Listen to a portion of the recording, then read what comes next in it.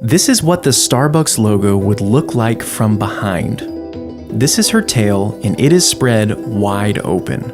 Now, it's important for you to understand that this design was intentional and kind of creepy, as you'll see throughout this video. In order to understand why Starbucks chose such an odd image to represent the company, we need to go back to the beginning. It was 1971, and the founders, inspired by Moby Dick, chose the name Starbucks. With Seattle being a port city and their coffee coming in on ships, they wanted their brand to be related to the sea. Next on their list was to find a logo. According to the company's website, while they were studying old marine books, a mysterious nautical figure called to them. They had discovered a 16th century depiction of a twin-tailed mermaid, later to be identified as a siren. And almost immediately, they knew they found their logo. You might assume that they chose the siren because it looked like a mermaid and lived in the sea, but there's actually a deeper and darker reason behind their decision.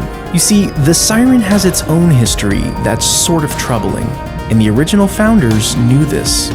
In Greek mythology, the siren was first interpreted as a bird with a woman's head. Later, they were pictured as a woman with wings and bird feet.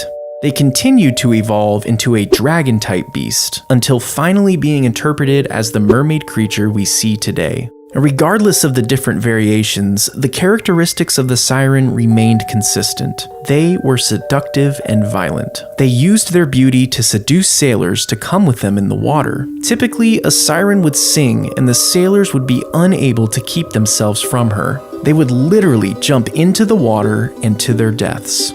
You might remember sirens from the tale of Odysseus, when he tied himself to a mast to avoid being drawn in by their beauty and singing. But wait, what does this have to do with Starbucks? Didn't they just choose the siren because it looked like a mermaid? Well, look at the first logo.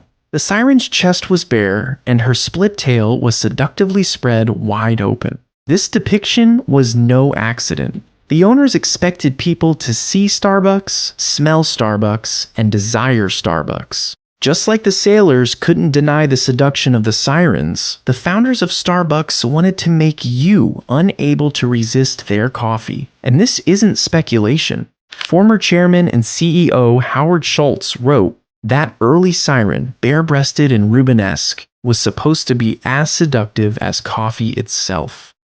As the company started to grow, they ran into a problem. This seductive, bare-breasted creature was a little too risque when it was scaled up in size. By changing the artwork to make her more appropriate, Starbucks was able to put the image on their trucks without backlash. And over the next 20 years, the logo became even more tame. However, through all these variations, one thing has remained consistent. The siren has always been the focal point. In fact, the company loves this creature so much that in 2008, they went back to the original bare-breasted logo. This was an immediate flop with the public, and it was quickly discontinued. Starbucks doesn't even mention this in their logo evolution page on their website. But it goes to show how dedicated they are to this creature. And you might think that seduction and irresistibility make for a creepy marketing strategy. But at the end of the day, it is working.